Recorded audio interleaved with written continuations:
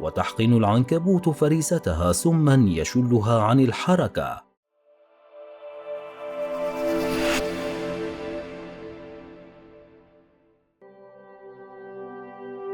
العناكب أوهن البيوت. جاء ذكرها في القرآن الكريم. قال الله تعالى: بسم الله الرحمن الرحيم: مثل الذين اتخذوا من دون الله أولياء كمثل العنكبوت اتخذت بيتا وإن أوهن البيوت لبيت العنكبوت لو كانوا يعلمون. وهذا تشبيه تمثيلي بليغ شبه فيه المشركون في اعتمادهم على آلهتهم واغترارهم بها، بحال العنكبوت تتخذ لنفسها بيتا تحسب أنها تعتصم به من أن يعتدى عليها، فإذا هو لا يصمد ولا يثبت لأضعف تحريك فيسقط ويتمزق. وهو تمثيل بديع جاء في القرآن الكريم، كما أن بعض الباحثين توصلوا إلى أن أنثى العنكبوت هي التي تغزل البيت وليس الذكر، وهذا تأكيد لما جاء في القرآن الكريم بقوله تعالى: اتخذت بيتا، فالأنثى تسمى عنكبوت، أما الذكر فيطلق عليه اسم عنكب. وقد بان من هذا أن بيت العنكبوت هو الموصوف بالوهن والضعف، وهذا مشاهد معلوم لا يكابر فيه أحد، فإنه يزول بنفخة هواء، ولا علاقة لهذا بكون خيوطه المفردة قوية أو ضعيفة، وإنما المراد أن هيئته المجتمعية ضعيفة واهنة لا أوهن منها. فلو ثبت أن خيط العنكبوت أقوى من خيط الفولاذ لم يكن في هذا معارضة لما ذكره رب العالمين سبحانه. وأما التشبيه المعنوي لما تم ذكره عن وهن بيت العنكبوت، فقد وجدوا أن الأنثى تدعو الذكر إلى البيت وترغبه بالدخول إليه، فإذا لقحها افترسته وأكلته، ثم تأكل أولادها من بعده، ويأكل أولادها بعضهم بعضا، فضعف البيت معنوي أيضا لضعف علاقته الداخلية. وصدق الله: وإن أوهن البيوت لبيت العنكبوت لو كانوا يعلمون. فهو بيت واهن حسيا ومعنويا، والله أعلى وأعلم. تتعدد أشكال العنكبوت، فقد يكون العنكبوت قصيرا أو طويلا، سمينا أو نحيفا، أرجله قصيرة وغليظة أو طويلة ونحيفة. معظم العناكب لها لون بني أو رمادي أو أسود. لا يوجد للعناكب عظام، ولكنها مزودة بجلد صلب يعمل كهيكل خارجي، ويغطي جسم العنكبوت الشعر والأشواك. تمتلك معظم العناكب من 6 إلى 8 أعين، وتعد عيونها بسيطة لأنها لا تحتوي على عدسات مركبة مثل التي تمتلكها الحشرات. فنجد أن هناك عددا قليلا من العناكب التي تمتلك بصرا جيدا، لكن معظم أنواع العناكب تعتمد في الرؤية والبحث عن فرائسها والصيد والتجول وتجنب المفترسين لها على اللمس والشعور بالاهتزاز والتذوق. يتغذى العنكبوت على العديد من الكائنات الحية مثل الحشرات والطيور الصغيرة والضفادع والزواحف وغيرها، كما لديه القدرة على استشعار حركة الفريسة ورؤيتها والتمييز بين الفرائس المختلفة.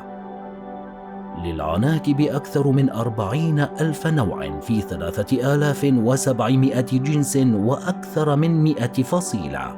تضع الأنثى ما يقارب من 1000 إلى 3000 بيضة مخصبة في كيس حريري بعد التزاوج، ليحافظ على البيض في مستوى رطوبة ثابت.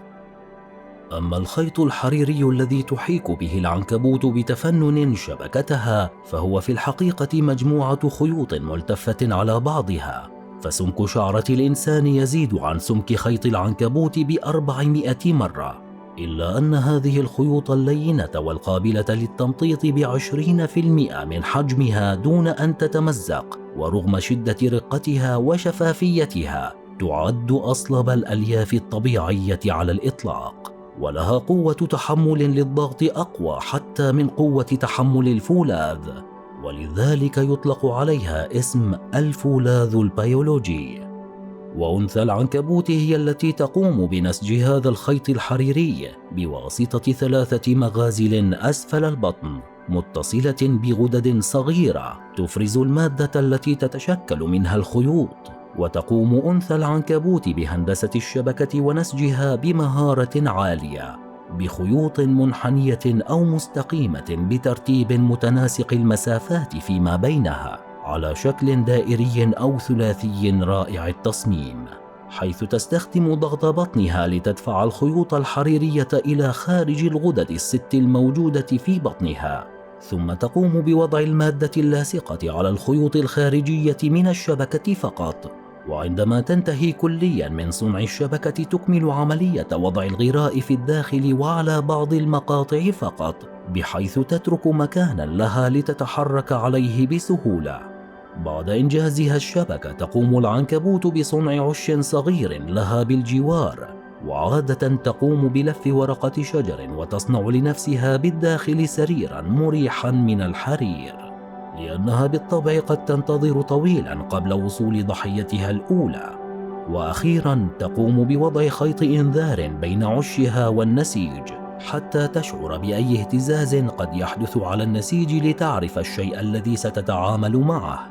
وبسبب الضعف الحاد في الرؤية عندها تعتمد العنكبوت على حواسها الأخرى لتحديد صفات الفريسة، فإذا كانت ضخمة ومميتة تطلق سراحها من بعيد، أما إن كانت كبيرة ولا تؤكل كاليعسوب فستلفها بخيوط الحرير من بعيد أيضا باستخدام عضو متخصص آخر هو الغدة العنقودية الشكل.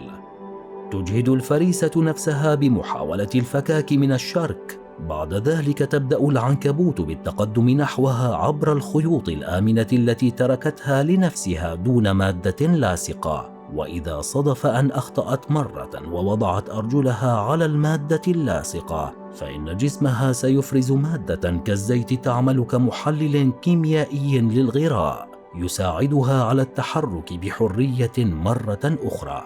وتحقن العنكبوت فريستها سما يشلها عن الحركة، ثم تفرغ فيها لعابها الذي يذيب الأعضاء الداخلية للفريسة، فتمتصها سائلا، ومن ثم تتخلص من هيكل الفريسة الأجوف. لذلك فإن عملية الهضم عندها تتم خارج بطنها، ولهذا السبب تحتفظ بفرائسها حية لكي تبقى طازجة. أعزائنا المتابعين، نرجو أن تكونوا قد استمتعتم واستفدتم من هذه المعلومات المثيرة حول هذا الكائن العجيب. فسبحان من خلق فصور فأبدع. إن أعجبكم المحتوى نرجو الاشتراك وتفعيل زر الجرس ودعم القناة. دمتم في أمان الله.